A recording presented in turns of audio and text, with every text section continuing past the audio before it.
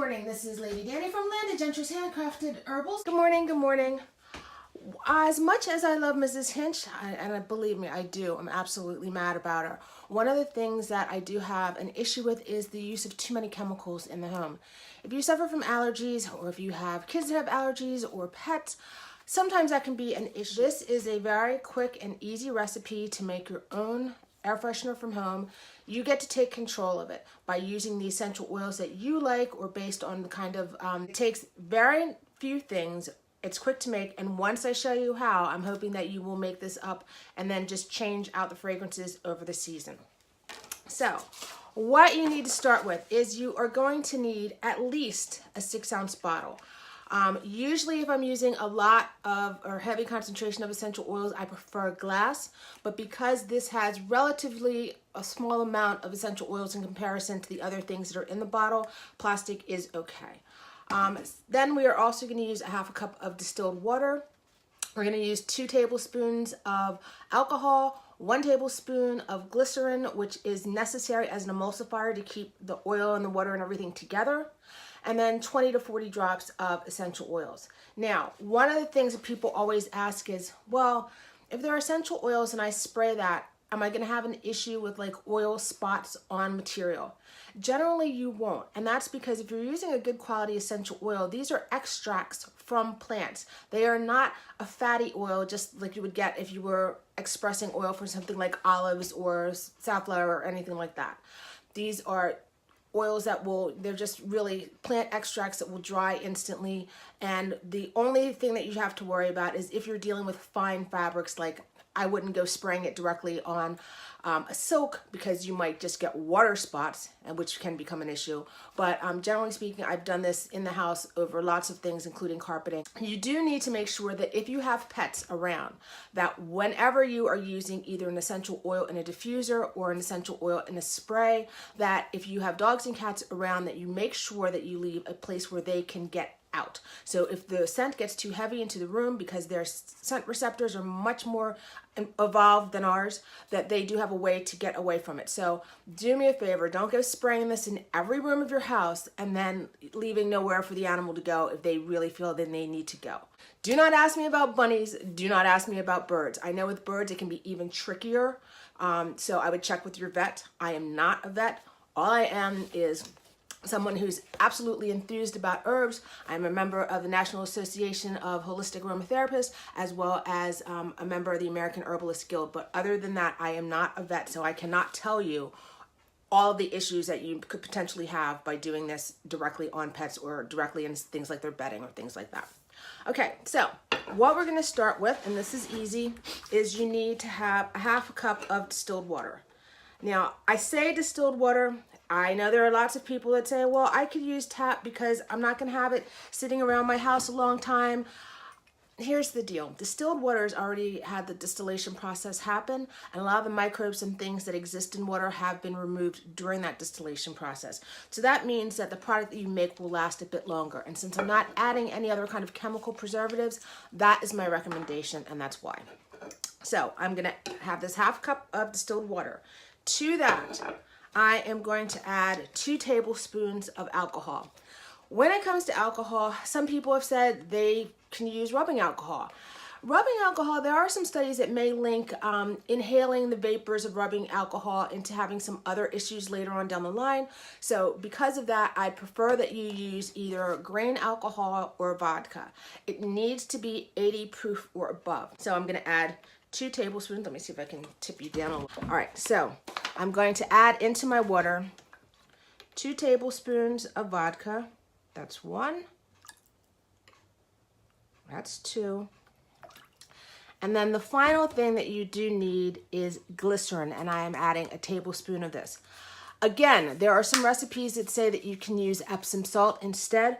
Basically, the reason I'm adding this is because you need an emulsifier. Oil and water don't blend, and even with the essential oils and things, to keep everything together, you really need an emulsifier, and vegetable glycerin is probably one of the easiest ones. And when you can see it clouds up a little bit, but it also makes sure that everything stays blended together. So that was a half cup of distilled water, 2 tablespoons of alcohol, 1 tablespoon of glycerin. Then all you need to do is add the essential oil that you want to use. Now, because it is fall and we're coming up on the holiday seasons, maybe you want to use something like clove or cinnamon, which you can certainly do. I like clove and cinnamon because they have antibacterial kind of properties in them, so it actually helps clean the air, and if you're worried about fighting colds and flus around the holiday season, it's great for that. I also like nutmeg because nutmeg helps as a natural antidepressant. So if you're having issues where you're having anxiety, especially social anxiety because of party season, this is a good one to just spray around to help lift your mood and do that. But today I'm actually making a blend of coriander and sage. And I like coriander because, first of all, I just love the smell of it. But coriander and sage also have some antimicrobial functions to them. Sage is also really great for just clearing space. That's why people burn sage all the time. But coriander also helps with libido. So if you're looking for sexy time, then this is a good one to add. Now, generally speaking, the number of drops that you add is up to you. Somewhere between 20 and 40 should do it, but it's going to depend on how much you want to add, whether you want the scent to be really strong or whether you're willing for something a little more delicate. So I'm going to start with, let's say, 30. So that's 15 of my coriander, and I'm going to do 15 of my sage. Okay. Now I'm going to give that a mix and see if that's strong enough fragrance for me. That smells good, but you know what? Since I just did 30, I'm gonna go ahead and do another 5 drops of each because I'd like it a little more intense. So it's just gonna have a nice herbal smell. And even though the glycerin one will help keep everything together, it is, you know, for best use, before you use it, make sure that you do shake the bottle. That smells good. Again, so that's me at 40 drops. Like I said, if you make it up and you decide it's not strong enough for you, and it's also going to depend on the essential oils that you use. I mean, obviously, if you're using something very heavily scented like cinnamon or clove or any of those things, those are going to be much stronger scents, so you're probably not going to need as much. But for things that are more subtle, like coriander and sage, then you may need to go a little heavier on the number of drops that you use. Okay, and that is it. So this is my mix. Put it in the bottle, and you can see, there we go. That's gonna be it. Now, here is the recipe again.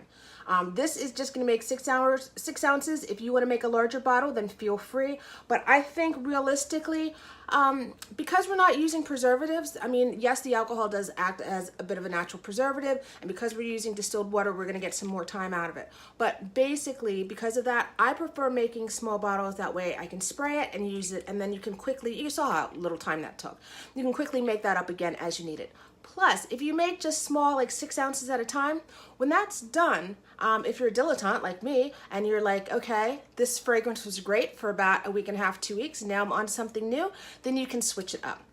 Now, again, here's the recipe: 6 ounces, a 6 ounce bottle with a half a cup or 4 ounces of distilled water, 2 tablespoons of alcohol, 1 tablespoon of vegetable glycerin, and then 20 to 40 drops of essential oil of your choice. Now, I did mention that because of the pet situation, you might have to worry about a few things. As I said, the biggest deal is if you are spraying it into a room, make sure that if you do have pets, that they can get away from it, because usually if pets don't like something, they will go running away. So don't block them into a room. Don't force them to stay there if they don't like the fragrance.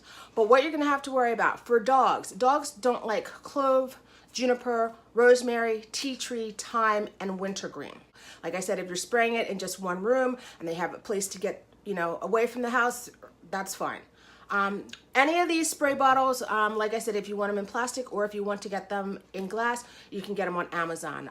Viviplex is usually the company that I order them from on Amazon, and they make small ones in like 2 or 4 ounces, but you can also get larger ones. And like I said, in most cases, I do prefer glass, but I actually did have these bottles sitting around, especially in the bathroom, because if somebody knocks something over and it's glass, unless it's the coated glass that's kind of protected, you just don't want those kinds of accidents and spend, you know, so much time cleaning up, especially if you have little kids that bump into things and next thing you know, you hear some crash and then mom. So, you know, that might be best advisable. You need distilled water because you want to, if you're going to take the time to make the product, then you want to keep it for as long as you can. You definitely need the alcohol because that acts as sort of a natural preservative. Like I said, I've heard some people say that they've used rubbing alcohol. I don't like the smell of rubbing alcohol, and I think even when you add essential oils, that scent is not masked. So that's why I prefer just using either a grain alcohol or a vodka, because that's it. I've also have a friend that just makes it up and doesn't use any alcohol. But my fear is, if you're not using the alcohol and you're not using distilled water, you know, you're talking about a water situation and there's some space in here and bacteria can grow. And the last thing that you want to do is make something natural because you want to stay away from toxins, but then be introducing them as bacteria. So that's why I suggest that you use those things. As far as the glycerin goes, you need an emulsifier. Now, if you don't want to go and get vegetable glycerin, like I said, I've had people say that they've used Epsom salt before. I have not done so. I've also heard people tell me that they've used a drop or 2 of just washing up liquid, because that also helps make sure that the oils and everything stay suspended when you spray. Again, I have not used that. I've always used the glycerin because even when I make things like body sprays, I just find the vegetable glycerin works really well. It disperses, and then you're not going to get that foamy kind of thing that you get even when you use just a little bit of washing up liquid. So that's it. You want something that gives a really nice mist spray, because the only problem with pets is if you're spraying it and then it drops into the air and it's not fine misting, you don't want to get it over them. So my best recommendation would be, when you're spraying or cleaning or whatever and you spray it around, you do that before you let anybody into the room. And that way it's already come down, it smells good, and everybody can enjoy it. And usually the fragrance is not so strong that it will last like forever. But you know, if you're like spraying before people come over, it just has a nice homely fresh scent going on. Certain things, like I said, the cinnamons and cloves and things will last in a room longer. But it's just like any other room spray. After a while, it will start to dissipate, and then you can spray it again. But at least we're not adding a bunch of other chemicals into the mix. Animals are smarter. You know, they don't want to hang around if they think it's like, no.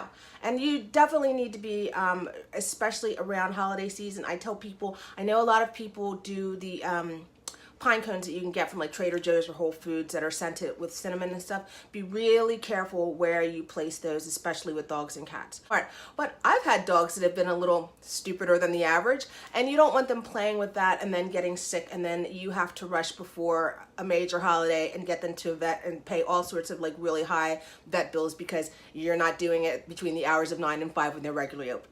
So just keep that in mind. But otherwise, you should be good. And if it's a question and you're really, really worried about pets and you don't want to do anything wrong, then stick with the ones that we know that generally work as safe, which are lavender or cedarwood. Because neither cats or dogs seem to have an issue with both of those.